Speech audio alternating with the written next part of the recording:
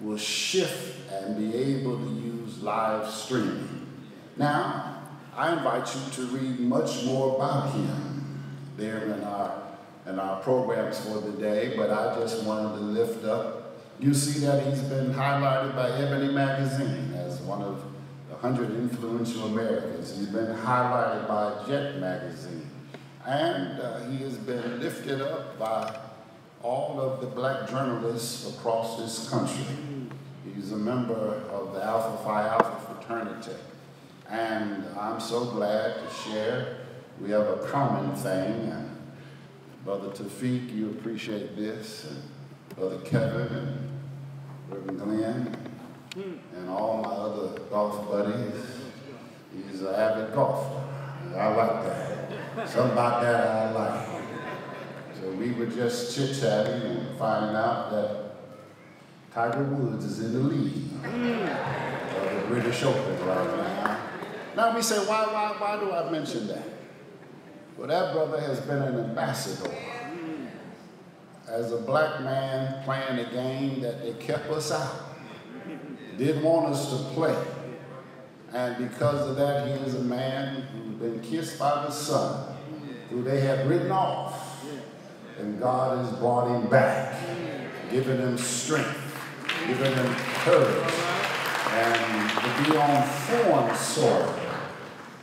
soil where folks come out just to look at this black man who's playing a game where he ain't supposed to be. But I'm so glad that when I find a brother who cherishes that same love, it thrills my heart. But more than that, it thrills my heart that he loves the Lord. All right. Everybody loves the Lord ought to be able to share of the goodness of the Lord. If you would, lift up your hand with me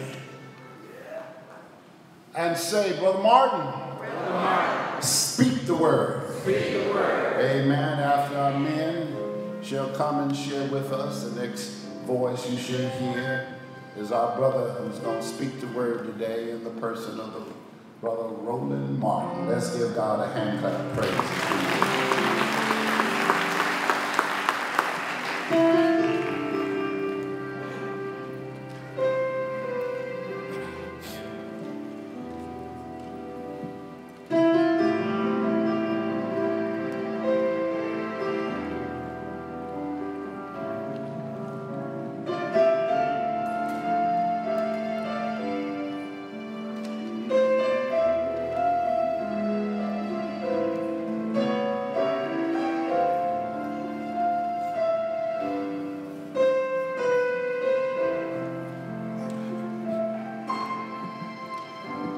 The anointing of the Lord is in this place. All the glory of His presence in this place. He's moving down on the cloud. Every problem He's working out.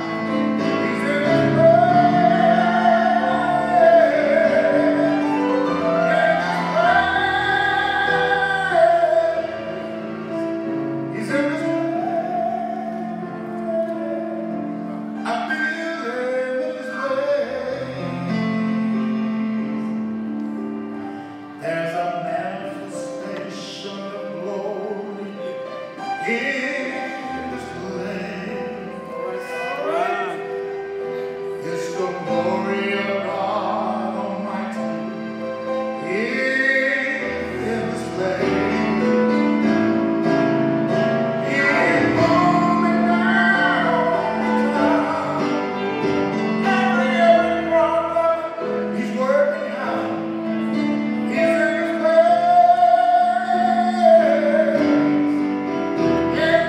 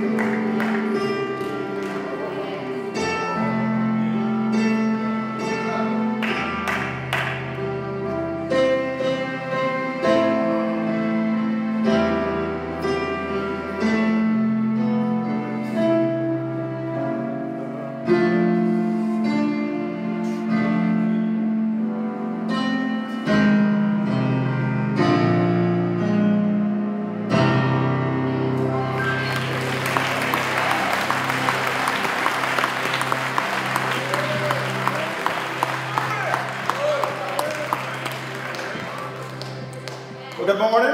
Good morning. All right, glad to be here, glad to see all of you here. Let me thank Pastor Hill and all the men for inviting me here to speak. It has been a busy weekend. I was in Colorado on Friday. The brother Robert Smith, who is a billionaire, had an event at his home there. And anytime a black billionaire says, come on out to the house, you go. Not likely got that many of them. And last night I was in Baton Rouge speaking to the Southern University alumni for their conference, and so I was glad to speak with them. They're doing some great things there in terms of increasing their giving and also trying to increase their enrollment there as well. So I appreciated that and glad to be here. Your pastor reached out to my frat brother Roland Morris to get me here, and your pastor was worried I wasn't going to be here. I'm like, don't worry about it, I'll be there. I'm very low maintenance, and so folks think, no, you're hot maintenance. I'm like, no, I know what I want, so I'm like, I'm good. So I'm like, we'll be there. So glad to be here, glad to be back in Atlanta. As he mentioned, of course, many folks have come up to me all across the country who are fans of TV One's News One Now. Folks set their morning schedule around, their workouts around watching the show. And folks were quite upset when it was canceled. And our last show was in December, and so the last several months I've been working on other projects, and then on September 4th we'll be launching a daily digital show, which allows us to be able to do very similar to what we did before, but this time by being digital we can actually reach even more folks. All my lost California folks are happy because we were on at 7 a.m. It was 4 a.m. there. And they were getting up real early to watch the show, but we're going to be live streaming the show 6 p.m. Eastern, and then restreaming it at 10 p.m., 2 a.m., 6 a.m., then 10 a.m. And folks have asked, well, why do that? Because, you know, it's easier with television, but the reality is there were people who didn't have TV One, who didn't have cable, who were unable to see the show. There were folks who have seen my coverage in Africa, in the Caribbean, in Europe, and other countries, who also couldn't be able to see the stories that we often talked about. And the reality is, when you look at what's happening in our country over the last 7 months, it has been frustrating to see the number of issues taking place that mainstream media routinely has ignored. There were things that we talked about every day that other folks didn't, because we were talking directly to black people. And we're living in a moment where, and I've said this consistently all across the country, that we cannot be in a position where we as African Americans are asking somebody else to tell our story. We are 25 years away from being a nation that's majority people of color, and in many ways we are losing a number of our institutions. And if you want to see a people perish, then you take their communication instruments. When you look at the number of black-owned television stations at an all-time low, radio stations as well, look at what's happening with black newspapers. When you look at many of our black websites, most of them are focused on entertainment and gossip, and not actually news and information. And so that's one of the reasons why we are doing that. And I've even had people come up to me and they say, well, man, it'd be great if you could go back to CNN, or how about MSNBC? And I said, look, I appreciate the 6 years I spent there, but the reality is I don't control that. And what you don't control, then you don't control what people get to hear and the folks they get to see. And so I think a lot of times, if we really want to study our history, I mentioned this last night, Gerald Horne has a great book on Claude Burnett and the Associated Negro Press, which he also calls the Jim Crow Paradox. There are many of us, we are so interested in being a part of something larger, something mainstream crossing over, and what we realize is that while we are desiring of that, we're actually killing what is ours. And so as a result, we had thriving black newspapers, thriving institutions, yet with integration, we then said, well, now we don't have to read our own newspapers. And so now we are complaining what the Land Journal-Constitution doesn't do and what local stations don't do, when we had instruments that actually were covering our stuff on a regular basis.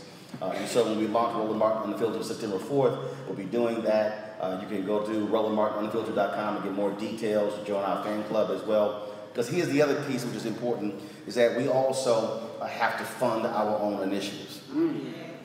What has often happened too often, when you look at our major institutions, our HBCUs, you look at our media institutions, you look at even banking institutions, we're asking other folk to fund what's ours.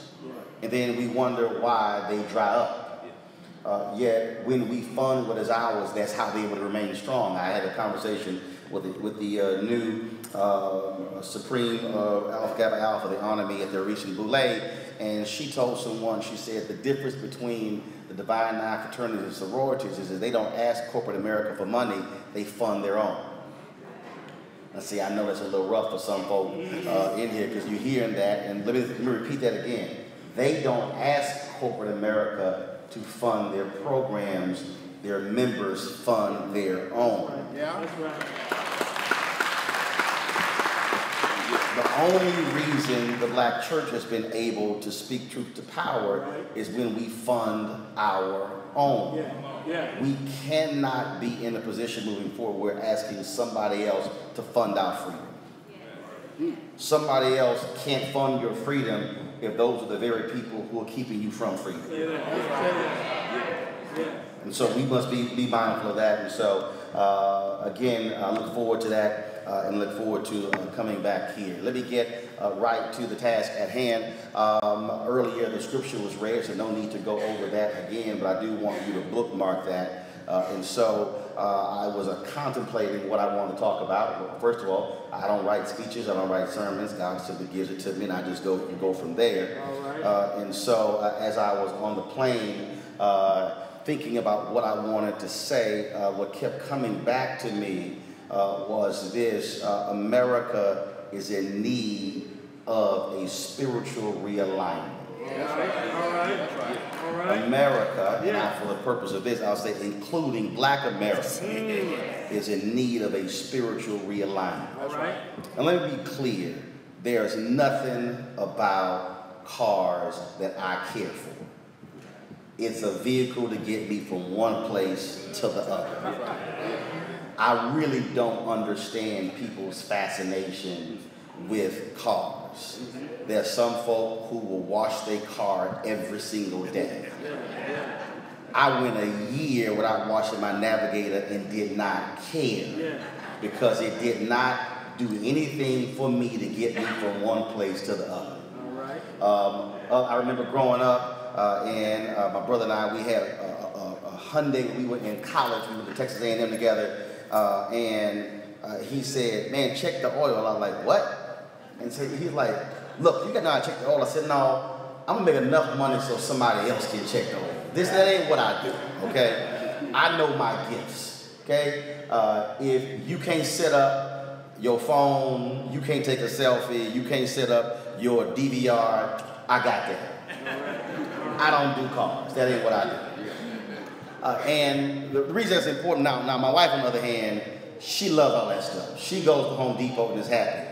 If I go to Home Depot, I got an attitude. I ain't trying to fix nothing. I'm not trying to change nothing. I'm just being very serious. Y'all think I'm joking. You know, your owner of the Falcons, he might have been one of the co-founders of Home Depot. I don't care. I'm not fixing stuff. I prayed to God to let me make enough money where I can call somebody else to fix something. Here's why. If I start fixing stuff, that's taking food off their table. When they start being on television, they're taking food off my table. You do you, I'ma do me, everybody happy. That's just how it is. I had one woman, she got really upset because we were talking and my wife was talking about taking the trash out and getting the tires realigned and stuff like that. This woman said, I'm sorry, that's what a man's supposed to do. And she was talking about how I cook and clean. I was like, hold up, who came up with the rules in terms of who does what? Now, I said, first of all, I said, I know how to cook and clean. I said, I don't need nobody's assistance. First of all, by being able to cook, I eat what I want to eat. I ain't gonna lie, say the food good when it's not.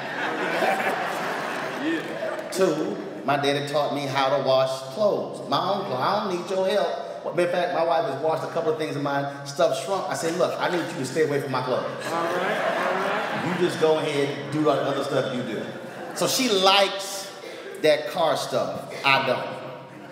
I can't tell you when all needs to, look, unless a light come on, I don't know.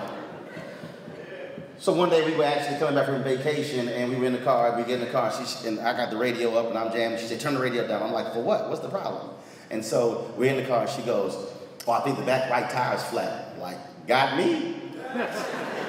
We pulled into a tire shop and that was exactly what it was. I was like, glad you were in the car. Because we would have been driving to the crib on the rim. Yeah.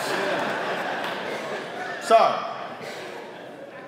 And so when it's time for the tires to be rotated and realigned, she does all that stuff. That's great, that's cool. Because she's like, look, you go do what you do, you handle your business, and do all, and I handle this. I'm like, that's how we do it. See, when you're married, as long as both of y'all agree, don't matter what the rest of the folks say outside of that, if she cool with that, go right ahead.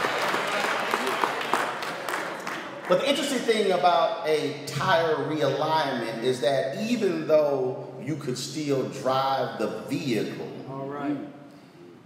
it actually makes it worse on your tires when you don't realign the tires, the rotating and realignment. So they tell you that stuff and you think they're just trying to get over, but the reality is that stuff does make a difference on the wear and tear of your car. And as I was thinking about that, I thought about in terms of where we are as a country. When you can be a black quarterback who has never been arrested, never been in trouble, and who protests police brutality, and then you get a white ball from the NFL in Colin Kaepernick, yet the same country would celebrate a grotesque individual who proudly proclaimed he could grab women by the vagina, kiss them however they wanted to lie over and over and over again, and then he has the audacity, the unmitigated gall to question somebody else's patriotism. All right. What does it say about America when you have white conservative evangelicals who have said for 40 years it's about morals and values and character, yet they will give cover and explain away anything and everything this individual does, including snatching children out of the arms of mothers on the border, to the point that when some of the kids have been returned, they didn't even recognize their parents because they were so young. That's right. Yet these same white conservative evangelicals want to still practice slaveholder religion and then say that they actually believe in Jesus Christ more than anybody else. Yet when I listen to what they say and when I watch what they do, I don't see Jesus anywhere in any of that.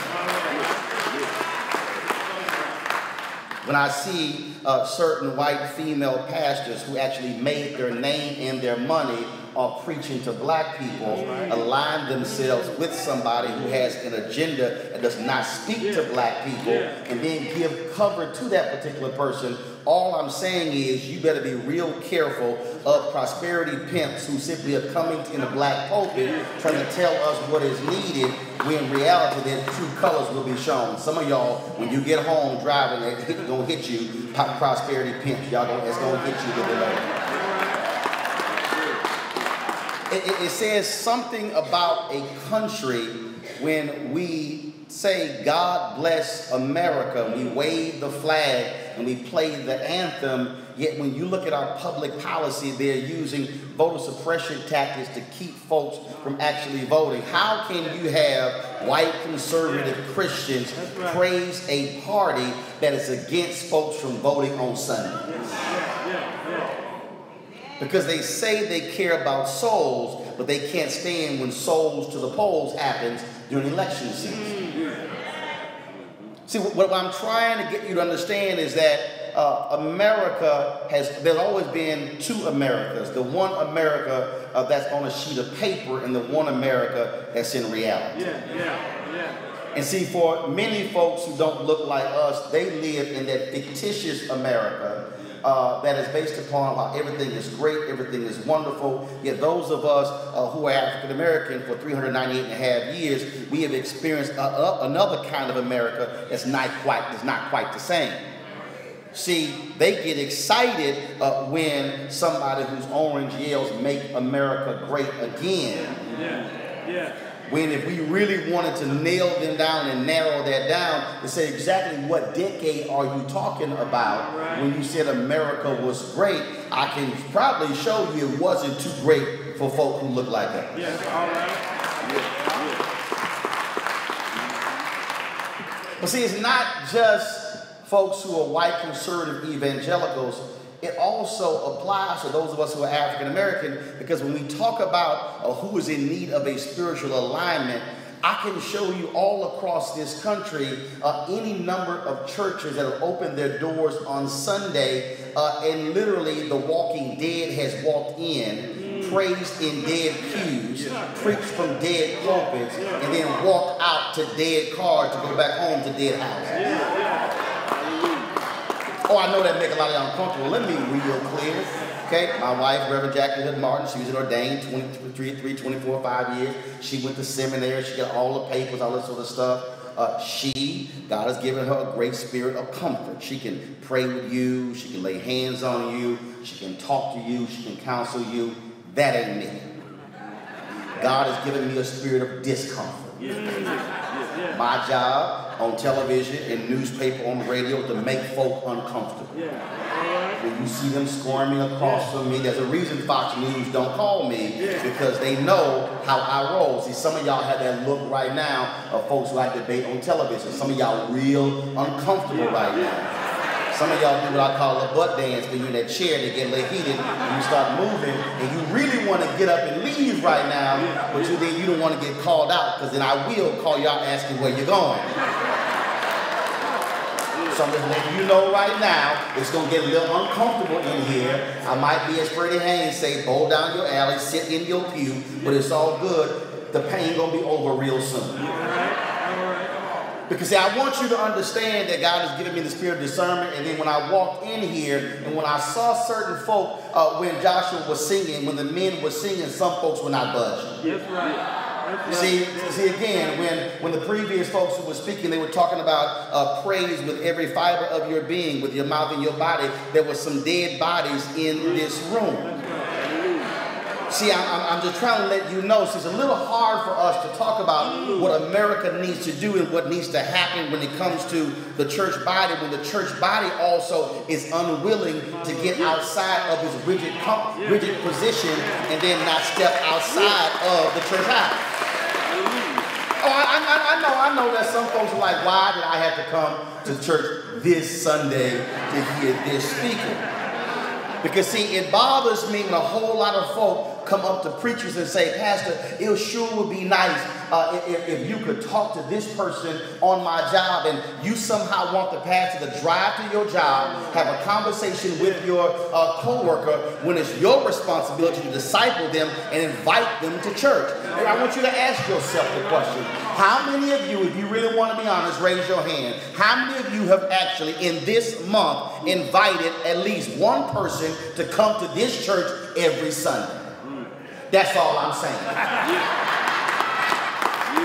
4 people raised their hands, and so how in the world can we talk about how we must change America and change our communities if the very people who yell and praise Jesus and sit in pews every Sunday don't themselves invite folks into the church, invite them into the worship place? How can we talk about what the unchurched are doing when the church are acting like the unchurched and not reaching out?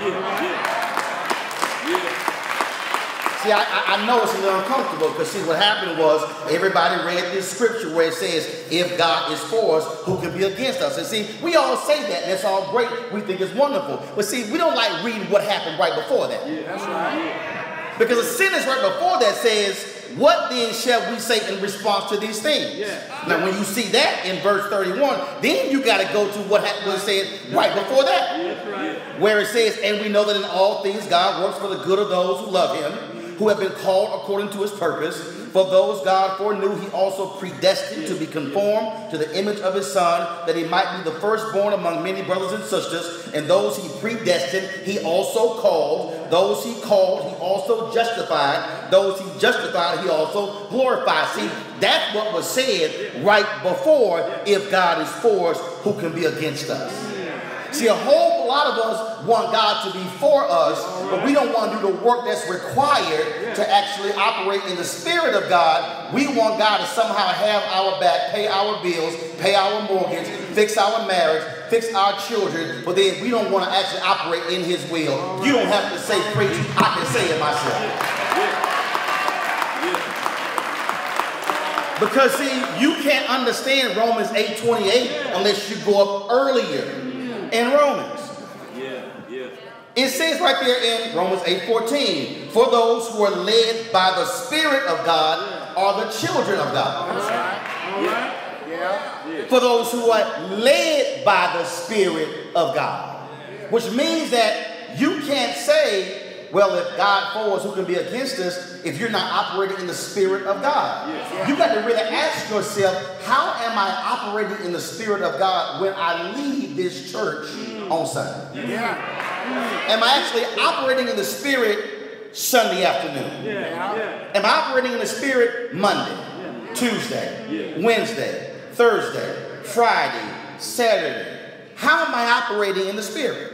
How am I doing what God wants me to do? How am I somehow being a real disciple if I'm not operating in the Spirit of God? See, then to understand that part in 8:14, you got to go to 8:9. Because that says, you, however, are not in the realm of the flesh or in the realm of the Spirit. If indeed the Spirit of God lives in you. Stop right there. See, the operative word in that entire sentence right there is if. That's right. Some of y'all missed it. Let me say it again.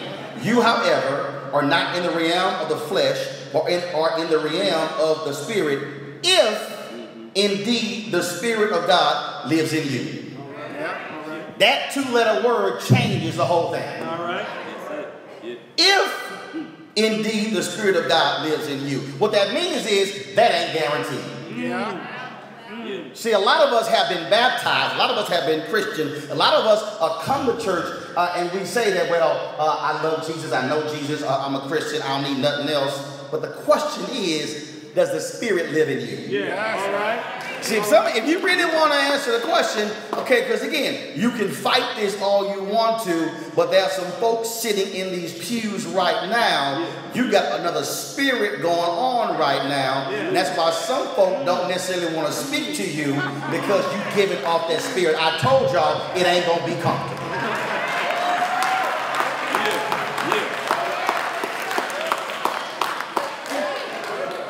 We have to understand what kind of spirit we have, because other folk are picking up on our spirit and they're saying, I ain't trying to go near you. I don't want you in my organization. I don't want no bake. You can't bring no cake. I don't know what's in it. I don't know what you put in it. Just stay over there. Make it plain. And that is because in order for you to understand Romans 8:9, you have to deal with Romans 8:5. Which says, those who live according to the flesh have their minds set on what the flesh desires, but those who live in accordance with the Spirit have their minds set on what the Spirit desires. That right there, that line, that scripture sets up the entire part of Romans chapter 8, because that really is what is the fundamental problem with many of us in our community in America. That's right. That we're not driven and led by spirit. We're actually driven and led by flesh. Now see, most of the times when we hear flesh, we automatically jump to sexual desires. No, flesh just means you, your body. I mean, it's all about you. What you think, what you like, what you care about. It's not just about sex or not about lust. It's about your flesh, your mind, your body, your spirit. Not his spirit, your spirit. See, we gotta have to ask ourselves in terms of, okay, what do I worship? Who do I worship? And what matters to me? I talked about cars. There are people who literally worship their cars. If anything happens to their car, somehow they believe their life is over. Oh my God, what happened? Here I was yesterday leaving Robert Smith's ranch, and then I'm driving to Denver trying to get to the airport, and then the tire blows out on the car. Now I'm sitting there going, I got to catch this flight to Baton Rouge in 2 hours. Now I'm not freaking out. It's a rental car. I call them, look, the tire blew out. I ain't changing the tire. I ain't got that kind of time. And so I make the phone call, they send a car out, but it's not going to get here in time. No problem, I called an Uber. See, I wasn't tripping on the car, because it's like, got it, that's taken care of. Another car can get me to the airport. But there's some other folk in here, y'all know I ain't lying. You put all your stuff on what's on your body. The assets that are on your, yeah, you know what I'm talking about. We got folks who literally can't tithe because they spend all their money on Louboutins. We got folks who can't tithe because they're all about St. John. We got folks who can't tithe because they focus on what they're wearing on Sunday. Yet if you walked in here with an ass cloth, God would not mind as long as you are praising his name and the word.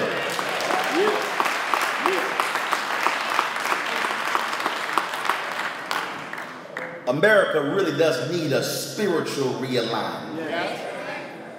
If we were really honest with ourselves, we would start beginning to ask ourselves, am I focused on the size of my house because I'm trying to impress somebody else? See, let me be real clear. I don't care what nobody else thinks. No, I'm being very serious. I really don't care what anybody else thinks. I had somebody told me, they said, man, why are you wearing an African outfit? Because I can. They said, why? Because I'm wearing it. And I'm like, I don't care if you don't like it. I had a brother say, well, he said, man, I don't like you wearing ascots. I said, okay, you ain't wearing it. No, I really don't care. I really don't. I mean, look, my mom and my daddy can say something they don't like. Okay, don't matter. The reason I'm saying it is not that I don't care about other people. It's that I don't live for other people. My happiness and joy is not based upon whether you have it. You can sit there like a bag of rocks. I'm going to have a good time. All right. I really don't care really what you think. Just the other day, when I came home from, I was at the NAACP convention for 5 days, and I came home and I was fixing myself something to eat, and I would put this song on. And so I just started doing the alpha stroll in the kitchen. And so I recorded a quick video. And so I'm sitting here, you know, the song is going good, and I had to hit that step. And I recorded, I put the video on social media. Folks start commenting. We had some young alphas like, he's embarrassing alpha. I said, well, first of all, let me explain something to all you young folks. First of all, who not even like members. See, some of y'all gonna catch that one when y'all get home too. I said, let me be clear. First of all, my hips work, my knees work, my legs work, my ankles work, my mind works, my arms work. And I said, and I'm a user. And folks like, well, you scared about embarrassing yourself? No, because I'm not embarrassed.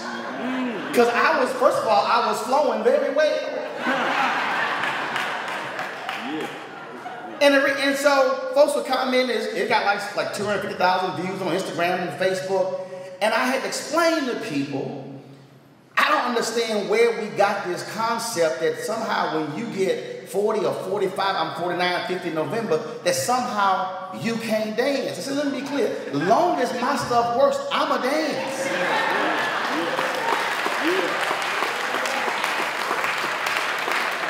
Because there may come a day in your life when your legs don't work. In fact, I had a woman who came on my Instagram page and she said, I had surgery. She said, I used to dance all the time, but I wish I could still do what you're doing. All I'm saying is, you cannot walk around here like spiritually dead folk saying, I can't dance, I can't shout, I can't praise.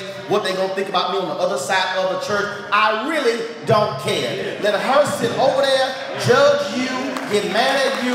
I'ma sit on this side, I'ma praise, I'ma shout, I'ma dance, I'ma have a good time. And if they say, man, how was church? It was great for me. I don't know about everybody else, but it was good for me.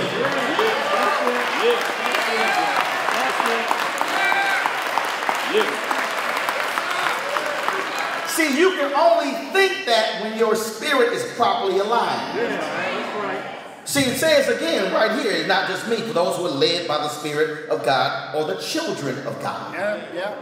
And see, when you are able to do that, then you understand whose you are and why you are doing what you're supposed to do.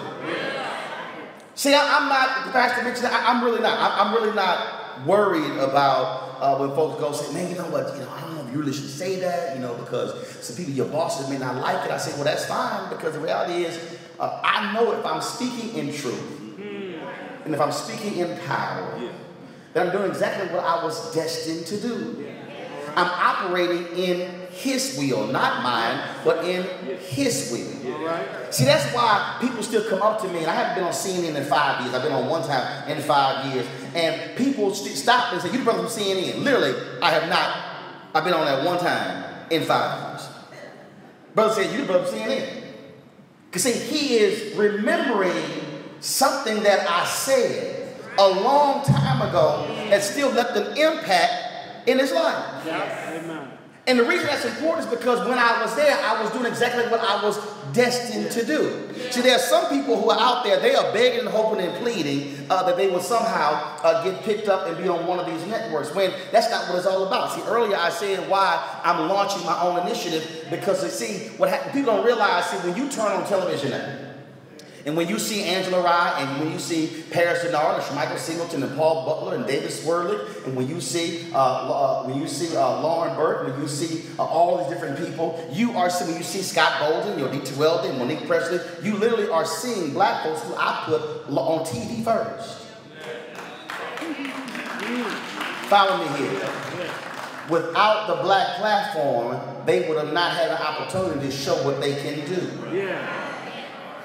So I've actually diversified cable news more than some folks who work at cable news have done so, because I understood that you have to be able to give folks a platform to show what they can do. I tweeted to CNN CEO Jeff Zucker, y'all can hire all the black people you have on my show. That's fine. I'm going to go get a whole new crop of black people. Y'all can hire all of them, and it's fine with me, because I'm going to go get a whole new crop of black people. See, I'm saying that is because I don't somehow believe because those platforms are larger, they're somehow better.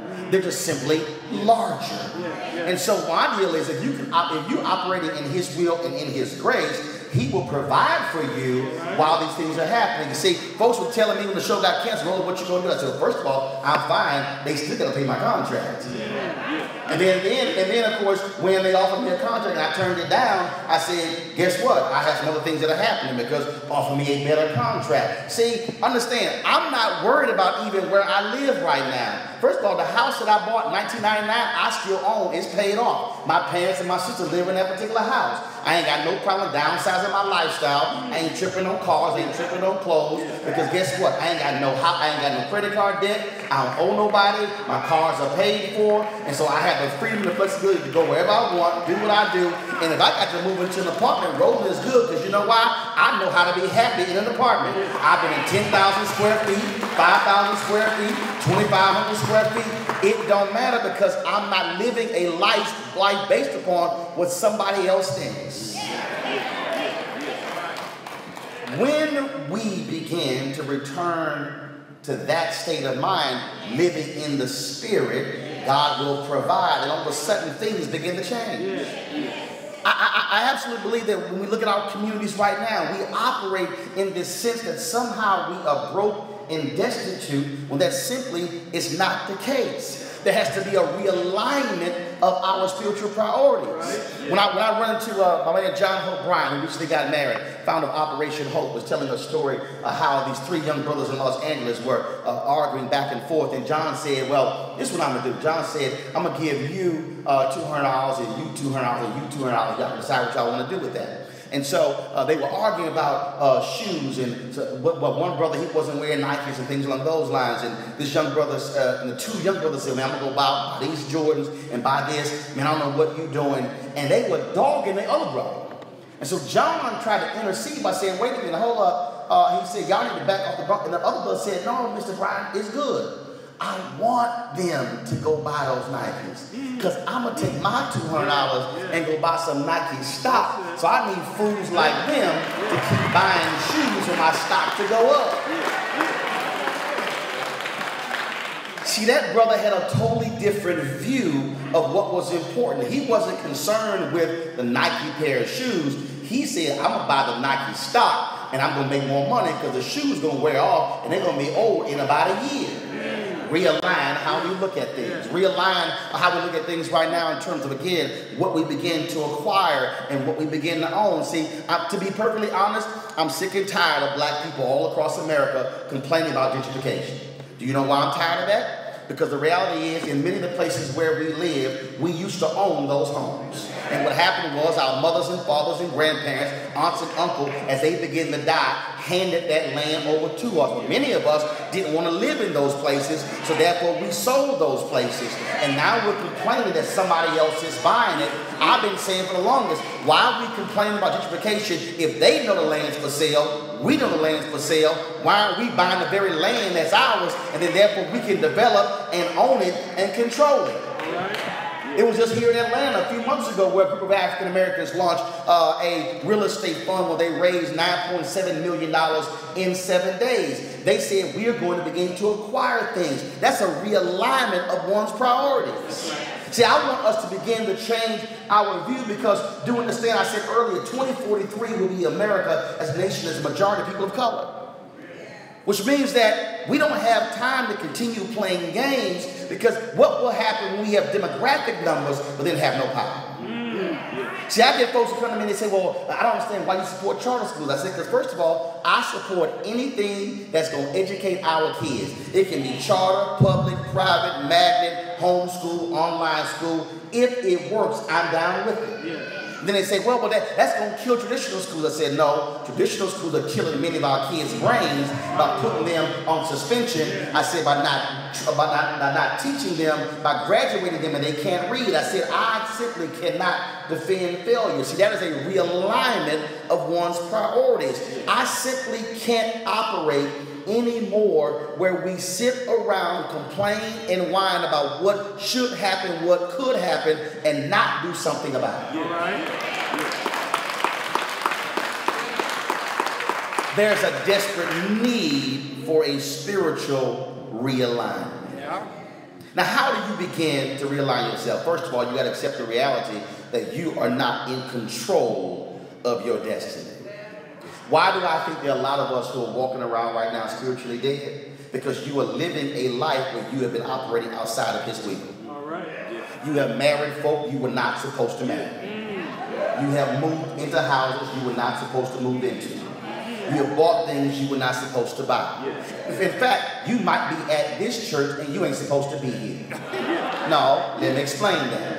See, some folk like, okay, my God, what did he just say? Because I was talking to a preacher once, and matter of fact, my wife and I were going through marriage counseling, and the pastor of my parents' church, the Methodist church in Houston, we were talking about mega church, and he said, well, I got to figure out what I'm not doing right. I said, wait a minute, didn't you just tell me that when you got to this church, y'all had X number of members who couldn't even meet y'all budget? Now y'all have 300 fewer members and you're meeting a larger budget. I said, that means you got rid of some dead weight that shouldn't have been here. See, again, I know y'all like, okay, I can't believe he's saying that. What I'm trying to say is we have to accept the reality that if we don't add those 4 critical words to the end of all of our prayers, nothing matters. If it's in your will. See, it's amazing how we pray for things. We pray for stuff all the time. We never say, if it's in your will. If it's God's will. See, we make mistakes, and if we actually begin to ask ourselves, why did that not work out? Because God said, well, you wanted it. I let you have it. I didn't say it was for you. See, let me explain it again. See, when we read scripture and we say, God will give you the desires of your heart, that does not mean it's actually for you. God is saying, okay, if you want that bad, I'm going to give it to you. I'm going to let you have it. Now, I don't mean I told you to take it, but I'm going to let you have it. And then when it fails, we go, God, what happened? I didn't tell you it was for you. I was giving it to you, but that was your desire. What we have to then begin to do is literally change our understanding of, are we fully operating in His will? And begin to reassess every aspect of our life where there's failure to say, God, should I be doing this? Do you want me doing this? Do you want me working here? You may say, well, yeah, but that job is paying me $30,000 more. God said, yeah, but I know what's on the other side of that $30,000. See, again, we are operating in the flesh, but that's $30,000 more. And God's like, yes, but it's not in my will. And see, that's hard for a lot of us to have to embrace. Because, see, we're a bunch of control freaks. We think we got this. It's the hardest thing for us to say, God, is this for me? And it's hard for us to accept no. See, God has told me no on many occasions. God, I want to go for this job. It's not ain't for you. It would look great. Not for you.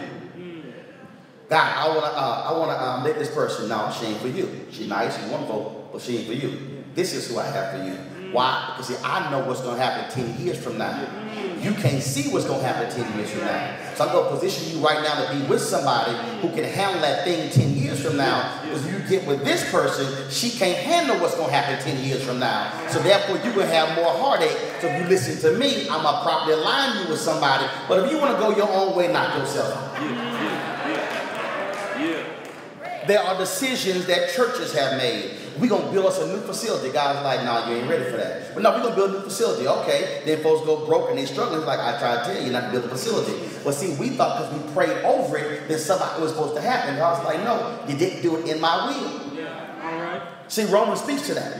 Because if you go down where he talks about the whole issue of weakness, says it right here in terms of how we deal with the issue of weakness, how we are to go to God when we are struggling with these decisions, because he then somehow can break it down to us and explain it to us. And see, but it's hard for us to admit to weakness because we think weakness means meekness. We have been designed to be strong. And God's like, no, let me be the strong one. Give it all over to me. I got it. I just need you to submit to my authority in order to make this thing happen. And that really is one of the most difficult things for many of us. I said you got to deal with this purpose. I said you have to deal with weakness. But you also have to understand that in order for us to have a true spiritual realignment, in order for this nation to change, in order for our community to change, it literally is going to require the body of Christ to go much further, to be tougher, and more importantly, to do exactly what he called us to do. All right. See, I asked earlier how many of you have actually invited one person in the last month to come to church. It is an abomination that 4 hands went up. Ask yourself, as a church body, when is the last time you said, Pastor, we're going to canvass 5 blocks surrounding this church, and we're going to go door to door to talk to folks, to ask them, do they have a church home, and do they want to visit the church? How can we have buildings sitting in communities, and we are afraid of the very people surrounding the building?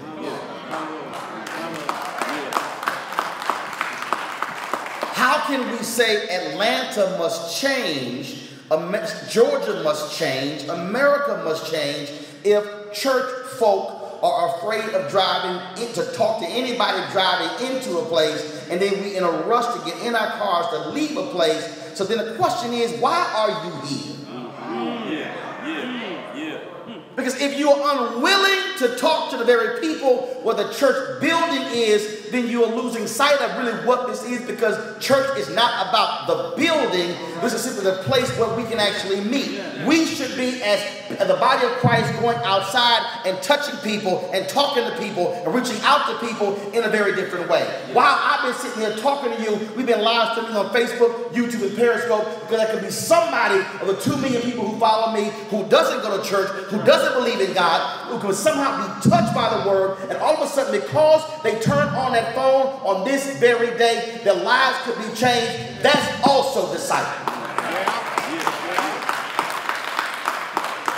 And see, when you're operating in his spirit, when you're operating in his will, then you understand how you can impact somebody.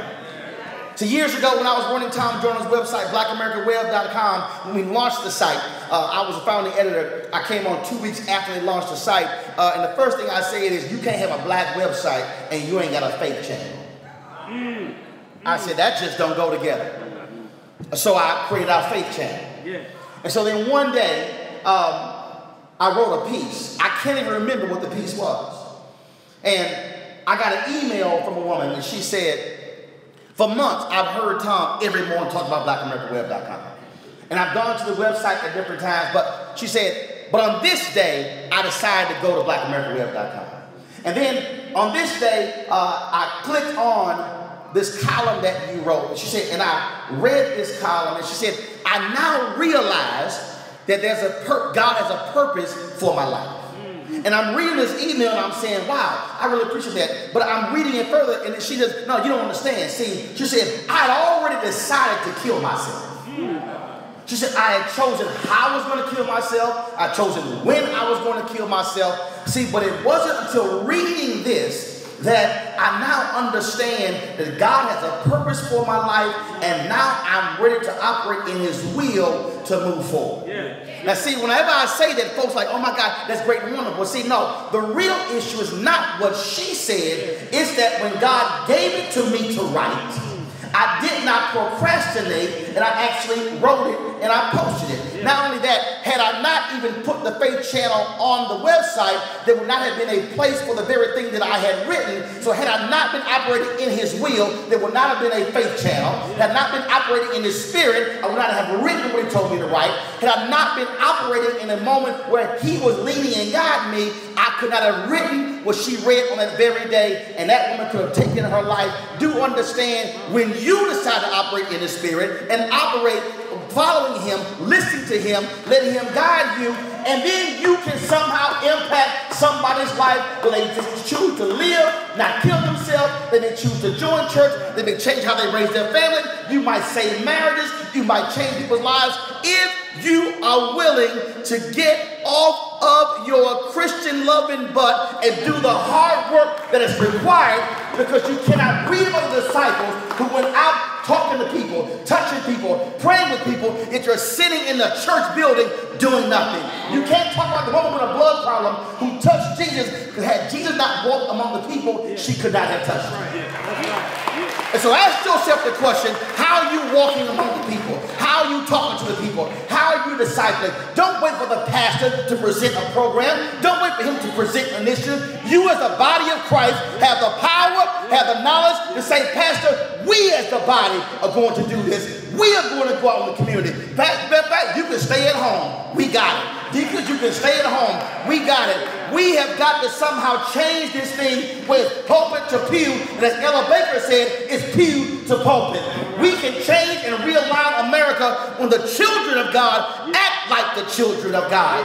We can change our communities when we are operating in the Spirit, when we are doing what we're supposed to do, and not being so comfortable staying where we are. If we are going to change America, change this state, change this city, change this community, change blocks, change streets, change houses, it's going to require somebody saying in that house, as for me and my house, we are going to serve the Lord. If you want to be that kind of person, I dare challenge you today when you leave here to be a better Christian than you were when you walked in. And if you're unwilling to accept this responsibility, my suggestion, say thank you very much, go find another church home, because it's time for this church to redefine this community, redefine this city, and when you do that, then we can be completely realigned. Now it's time to go to work. Yeah, right.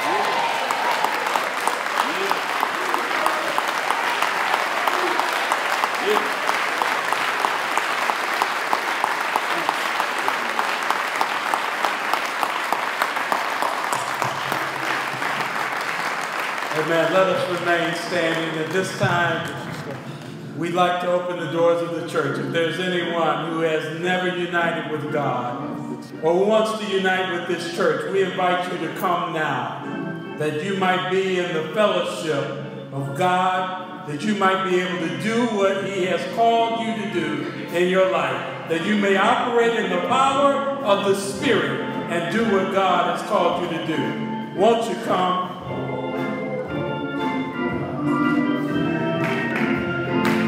Amen. If you've never united with Christ, we invite you to come now. If you're in a place where you don't feel that you are doing the work that God has called you to do, we invite you to come and unite with us right now.